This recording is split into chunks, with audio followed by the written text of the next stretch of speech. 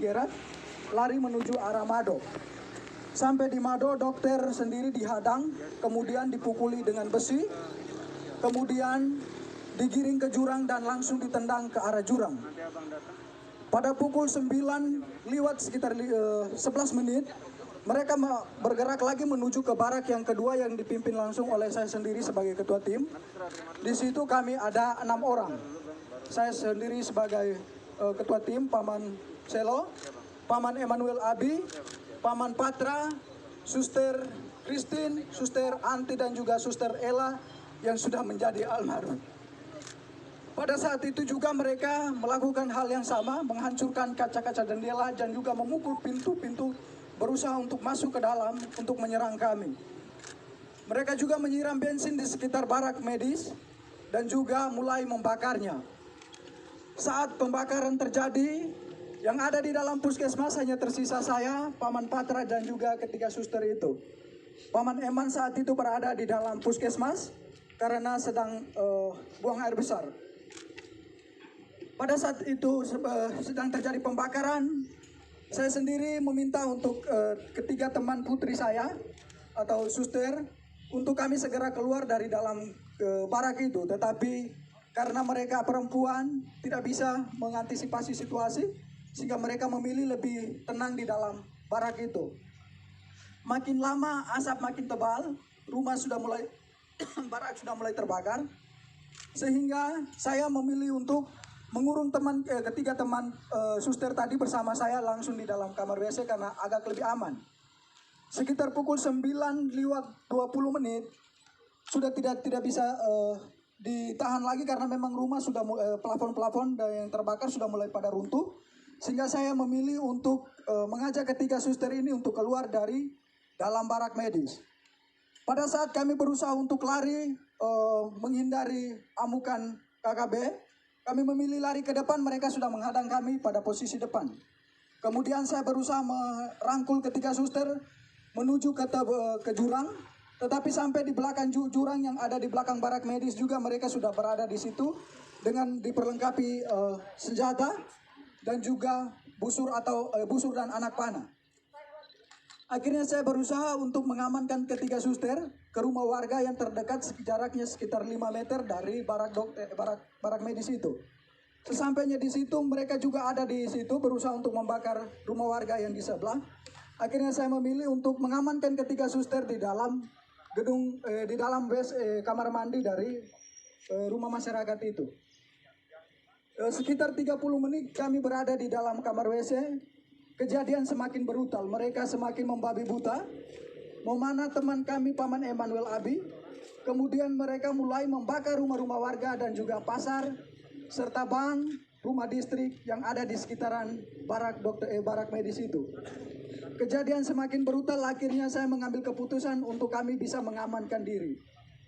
Dalam hitungan detik saja, saya sebagai laki-laki mengamankan 3 orang perempuan pastinya tidak bisa karena mereka mengejar kami dengan senjata dan juga busur dan anak panah. Tidak ada jalan lagi, kami memilih lari ke depan, mereka sudah menghadang ke samping kiri kanan dan juga mereka sudah menghadang semua. Akhirnya di belakang kami terdapat jurang yang cukup terjal, kedalamannya sekitar 500 meter dengan sudut ketajamannya itu sekitar 90 derajat. Tanpa berpikir panjang, saya bertanya kepada ketiga suster itu bagaimana kita harus mengamankan diri. Mereka menjawabnya, kita lompat saja. Akhirnya tanpa berpikir panjang, saya menghitung 1 sampai 3 dan saya sendiri lompat pertama. Kemudian ketiga suster mengikuti saya untuk melompatnya. Sesampainya di bawah kami pikir bahwa kami sudah aman dari kejaran mereka, tetapi mereka tetap mengikuti kami ke bawah. Sampai ke bawah saya sendiri tersangkut di akar pohon. Kemudian ketiga suster yang lainnya, yang satunya Suster Chris tersangkut di pohon juga. Suster Ella tersangkut di antara semak-semak. Kemudian Suster Anti, dia melompat jaraknya sekitar 150 meter ke kedalaman jurang ini gitu. Dan dia juga tersangkut di semak-semak. Mereka terus mengikuti kami ke bawah, kemudian mendapati Suster Anti di bawah. Kemudian mereka naik, dapat lagi Suster Ella yang sekarang sudah ada di almarhum. Kemudian mereka dapat lagi Suster Chris. Saya sendiri mereka tidak dapat karena saya sembunyi di antara tebing dan juga akar-akar.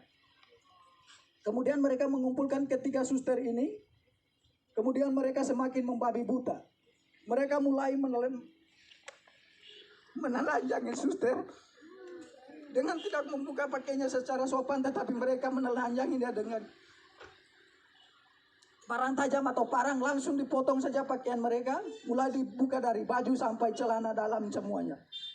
Mereka tiga ditelanjangi, kemudian mulai dianiaya secara tidak manusiawi. Paha mereka ditikam, muka mereka ditonjok, kemudian minta maaf tetapi kemaluan mereka ditikam juga dengan parah. Kejadian semakin brutal karena jumlah mereka semakin banyak. Akhirnya suster-suster ini tidak berdaya lagi. Mereka semakin lemah, akhirnya mereka pingsan.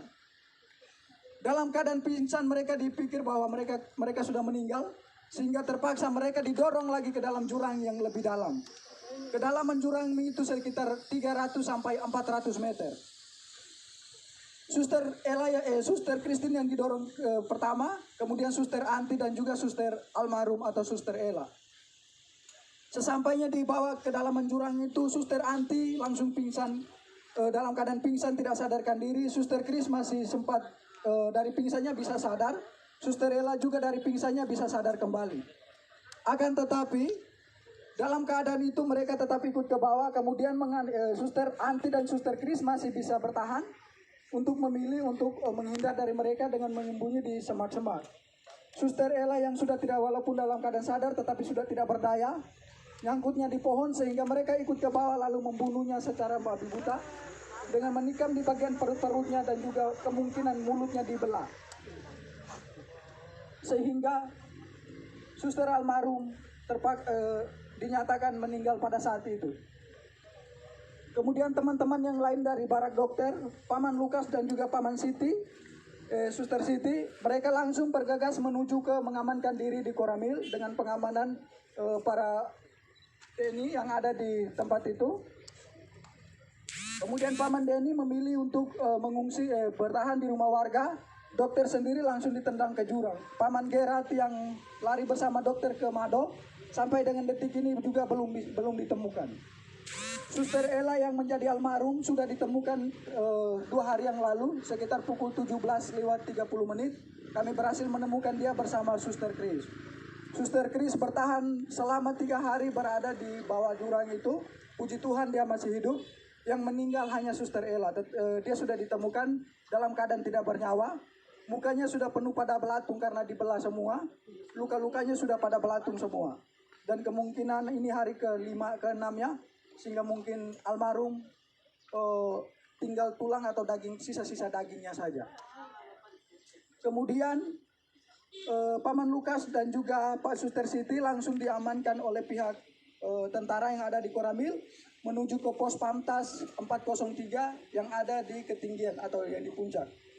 Kemudian Paman Denny juga dari rumah warga bergegas menuju ke Koramil mengamankan diri di pos Pamtas bersama dengan pihak dari Koramil juga. Dokter sendiri bertahan selama berada di jurang dari pukul 9 lewat sampai sekitar pukul 9 malam. Baru dokter dari jurang menuju ke arah pos Pamtas 403. Saya, Paman Eman dan juga Paman Patra bersama Suster Anti dan juga Suster Chris masih tetap berada di dalam jurang.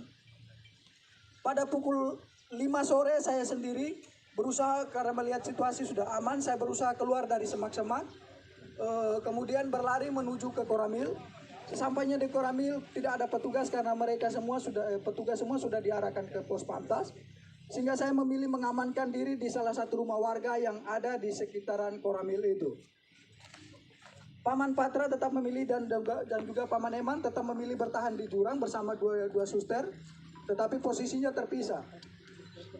Kemudian pada malam harinya Paman Eman yang terkena busur itu, dia memilih untuk naik pada sekitar pukul 10 malam. Kemudian dia berusaha tidur di bawah kolom rumah warga yang ada di sekitaran jurang itu. Paman Patra tetap bertahan. Kemudian pada pagi harinya sekitar pukul 6, Paman Eman bergegas menuju ke Koramil untuk meminta perlindungan. Begitu juga Paman Patra. Sehingga pada sekitar pukul 7 kami 3 bertemu di Koramil dalam keadaan selamat. Suster Anti dan Suster Kris masih tetap bertahan di jurang. Suster Anti keluar dari jurang sekitar pukul 10 malam dengan kondisi saat itu hujan deras. Dalam keadaan telanjang, dia dari jurang menuju ke Polsek Kiwirok. Sesampainya di Polsek Kiwirok tidak ada petugas karena memang petugas semua sudah pada ngungsi sudah pada diamankan ke pos Pamtas itu. Mereka bertugasnya di situ. Kemudian Suster Anti memilih untuk bertahan di pos, tetapi karena takut dengan situasi, dia berusaha keluar dari pos lalu kembali bersembunyi di semak-semak. Sampai pada sekitar pukul 7 pagi, itu ada kegiatan pembersihan dari pos Pamtas 403, sehingga Suster Anti memilih untuk keluar dari semak-semak karena memang dia juga sudah pada tidak berdaya lagi. Menurut keterangan dari Suster Anti bahwa pada saat itu dia sudah pada siap untuk pasrah, untuk mati karena memang sudah sama sekali tidak berdaya, tetapi dia berusaha merangkak pelan-pelan sampai ke pos polsek sehingga berteriak dan meminta pertolongan daripada pihak pos Pamtas. Istirahat dulu. Istirahat aja. Namanya siapa? Namanya?